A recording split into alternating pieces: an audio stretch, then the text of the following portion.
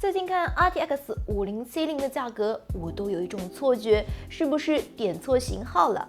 后来确认了，确实没有，还是我们熟悉的5070，只是价格涨得太多。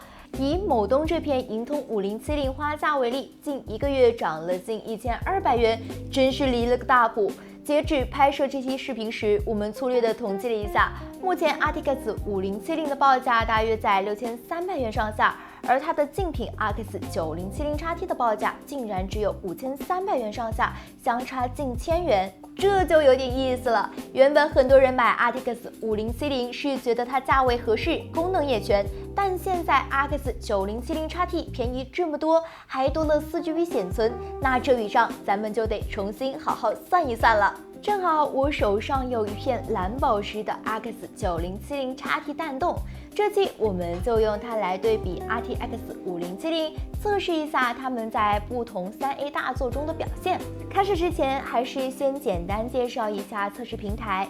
CPU 是评论区人手一颗的9800X3D， 主板是华硕的 X870E 创意国度，内存是2根金士顿的 DDR5 6000NT 每秒野兽套条，电源则是海运的 Focus GX850，主打一个量大管饱，不会对显卡造成任何性能瓶颈。先来看老牌3A 大作大表格2。9070XT 以绝对碾压的优势领先5070，2K 最高画质下9070XT 能跑到172帧，5070只有121帧。到 4K 分辨率下，两张卡分别是106帧和77帧，平均帧数都拉开了4成左右。即使开启超分后，9070XT 的优势也依然十分明显。不过 low 帧方面，两者倒是没拉出太大差距。再来看我们熟悉的赛博朋克2077，作为一款 N 卡占优的游戏，9070XT 的光栅化优势就明显没有大表格2那么大了，但它依然强过5070不少，甚至 4K 下不开超分也能跑到60帧以上了。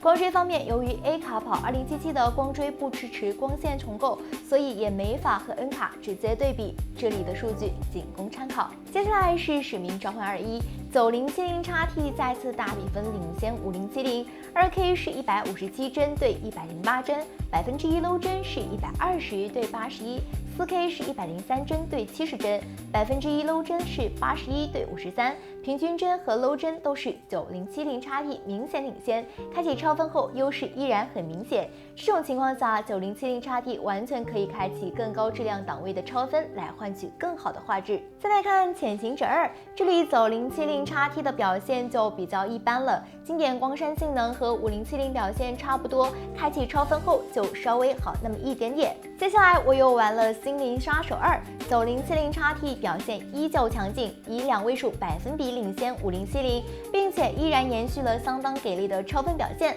2K 下即使开启光追，也还能跑到70帧，表现还不错。咱们再来看一个对 A 卡比较不利的游戏《黑神话：悟空》，这里9070XT 的领先幅度就不那么大了。2K 光生化性能也只有52帧，开启超分后要好一点。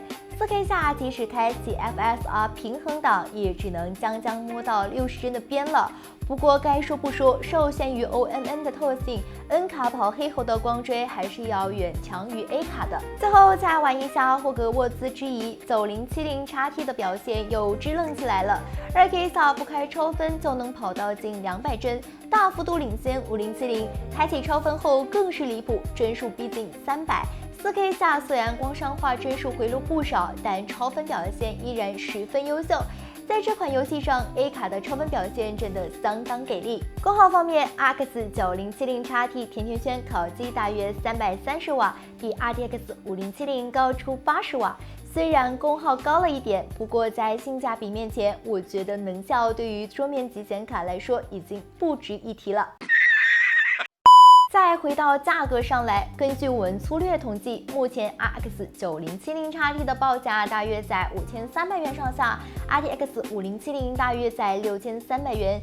9070XT 便宜了近1000元左右，价格便宜这么多，光栅化性能还强了近3成，并且显存还更大。综合考虑下来，如果你不是对 N 卡生态有近乎执念的追求，我觉得这波闭眼选9070XT准没错的。再插个题外外话，月初就有消息称 A 卡也要涨价了，所以近期有刚需的小伙伴一定要抓紧了。还有此前老生常谈的 A 卡掉驱动问题，最常见的诱因其实是电源，所以小伙伴们记得整个好点的电源，大几千的显卡都买了，就没必要在电源上哭搜了，不要因小失大。好了，本期视频就到这里啦，你近期准备入手哪张显卡呢？评论区告诉我，帮你参考参考。如果这期视频对你有帮助，别忘了点个3连加关注。我是小雨，我们下期再见，拜拜。